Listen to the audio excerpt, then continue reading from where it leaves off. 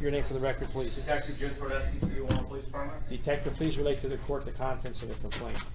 On October 1st, 2020, at approximately 01:59 hours, the Detroit Police Department received a radio run to 2134 Hyde Park in the city of Detroit for a burning vehicle. Responding DPD officers found victim 1, TUKOYO Moore, a black male, 31 years of age, deceased with a gunshot wound inside a red Kia Sorento. That Kia Sorento was registered to Avis Rental. DPD detectives later responded to 2199 Otis in the city of Warren to make a death notification and found the front door ajar. Warren PD officers Doe and Wiggins entered the home and found victim number 2, Isis RIMSON, black female, 28, and victim number 3, Tai'Raz Moore, a black male, 6 years of age, deceased with multiple gunshot wounds in the basement of the home. It was evident that the home had been ransacked. Drugs, firearms, and a large amount of cash were found hidden in the home by investigating officers and detectives. Detectives learned from family members and other sources that victim number 1, Mr. Moore, was involved in narcotic trafficking and kept large amounts of drugs cash inside the home. Officers further received information that he was engaged in these activities with a Nick Bahri. Further investigation showed that the victim, Mr. Moore, was last known alive in the driveway of suspect Nicholas Bahri's home in Bloomfield Hills. This was determined through victim cell phone records and security camera footage obtained from the suspect's home. Victim 1 arrived driving the red Kia Sorento rental car on 9/30/2020 at approximately 7:50 p.m. Suspect and victim 1 leave together on 9/30/2020 at 19:50 hours. Victim 1 is never seen alive again to OIC's knowledge at this time. GPS data obtained from the rental vehicle shows it eventually goes to 2199 Otis after driving around several streets in the Oakland County area. The vehicle arrives at approximately 21:54 hours in front of 2199 Otis and eventually leaves that address at 23:11 hours at a high rate of speed. At 23:16 hours, approximately 5 minutes later, the suspect is seen on security camera getting in and out of that same red Kia Sorento at a BP gas station located near 8 Mile in Woodward.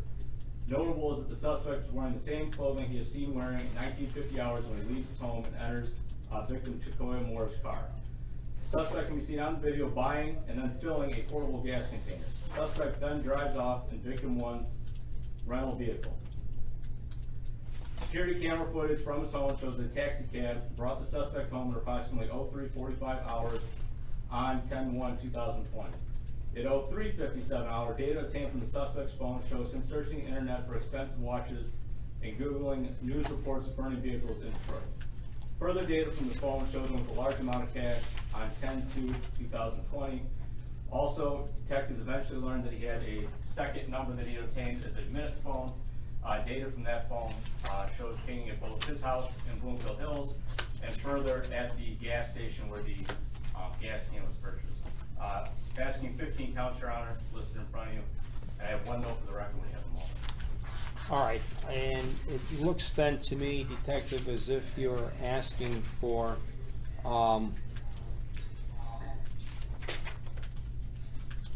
six counts of homicide, 6 counts of committing a felony while using a firearm, 1 count of 3rd-degree arson, 1 count of possessing a firearm while being a felon, and 1 count of mutilation of a dead body. Is that correct? Yes, Your Honor. Court finds there's probable cause for all 15 violations. Real quick, Your Honor. Yes, go ahead. One note for the record, at the last minute I noticed a spelling error. I believe counts 5 and 7 mentioned an Isis RIMSON. It's misspelled. It should be RIMSON, RIMSON. Okay. I'll have the clerks update it once I get out of here. I'll make a note here. How do you spell the alleged victim in count 5? It's Isis, I-S-I-S, and then the last name is RIMSON, R-I-M-S-O-N. R-I-M-S-O-N? Correct. And there was one other one you mentioned? I think it's counts 5 and 7 for sure, and I'm not sure if she's listed in one of the other ones. You are correct. It's both counts 5 and 7. All right. Your name, please. Nicholas Bahri. Mr. Bahri, you are charged with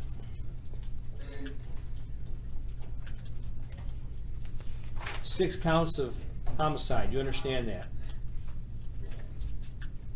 Yes. You understand that's punishable? You understand each offense is punishable by up to life in prison? Yes. You understand you're also charged with 6 counts of committing a felony while possessing a firearm?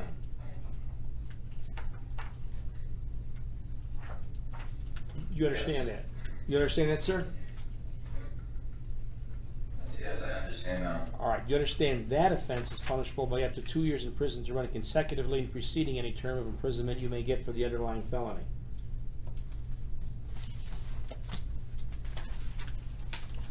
Do you, Yes. you understand that?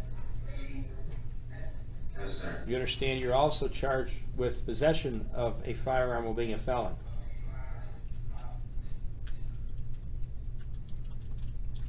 Do you understand Yes, that? I do. You understand that's punishable by up to 5 years in prison and carries fines and costs in the amount of $5,000. Yes. You understand you're also charged with mutilation of a dead body? What does that mean? That What, I don't know what, that means that you are charged with carrying away a dead body or defacing a dead body or somehow destroying a dead body. You understand that? yes. You understand that's punishable by up to 10 years in prison and carries fines and costs in the amount of $5,000. Yes. You have the right to the assistance of an attorney at all proceedings. You have the right to trial, including a trial by jury. You also have the right, you understand that if you cannot afford to hire an attorney and conviction of the charged offense could result in incarceration, the court will appoint an attorney to represent you. Do you understand all that? Yes, sir. The court will set this for a probable cause conference on October 22nd and a preliminary examination on October 29th, both at 9:30 a.m. and both in this courtroom. You want the court to appoint an attorney for you, or are you going to hire one on your own? I think I should get an attorney. You want the court I mean, to, I think yeah, maybe I need to get appointed one. okay? The court will refer your matter to the Judicial Aid Office of the Macomb County Circuit Court, who will be in charge of processing the paperwork to appoint an attorney to represent you. Detective Tai'Raz has to bail your comments. I would ask for no bond, Your Honor. He has extensive criminal history, 37. His criminal history goes back several pages to the age of 17. He was only recently released from parole. Prior convictions for drug trafficking, felony firearm, weapons-related offenses, home invasion. Additionally, Your Honor, you've heard the charges. I don't know what more one person can do to show their danger to society. Okay, very good. In setting bail, I looked at the seriousness of these offenses. These are all obviously very serious offenses. Sir, in 2009, you pled guilty to possession of marijuana. You pled guilty in 2002 to driving a vehicle while under the influence of liquor. In 2004, out of the Sixth Circuit Court, you pled guilty to possession of analogs and possession of marijuana. In 2006, out of the Sixth Circuit Court, you pled guilty to breaking and entering. In 2009, out of the Third Circuit Court, you pled guilty to possession of cocaine, heroin, or another narcotic in an amount less than 25 grams. In 2012, you pled guilty to driving a vehicle without a valid license and possession of marijuana. In 2012, again, out of the Third Circuit Court, you pled guilty to possession of cocaine, heroin, or another narcotic in an amount less than 25 grams. Actually, you pled guilty to 2 of those offenses at that time. In 2013, out of the Sixth Circuit Court, you pled guilty to third-degree fleeing and eluding a police officer and driving a vehicle with a suspended license.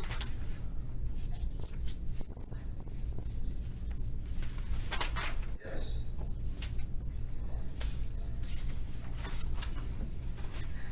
Based upon your criminal history and the allegations in this complaint, I think you're a dangerous person and someone from whom the public needs to be protected. I have no faith that you'll come to court to take care of this. None. You have every reason to not come to court to take care of this. You also probably have a drug problem, and people who use drugs can't be relied upon to come to court. Just for the record, you live in Bloomfield Hills? Yes. You have a job? No. All right. I really don't know what the likelihood of conviction is for these offenses. All those factors considered by the court, bail is denied. And your attorney will contact you prior to your next court date. You're all set. Thank you, Detective. Thanks for your time, guys. You're welcome.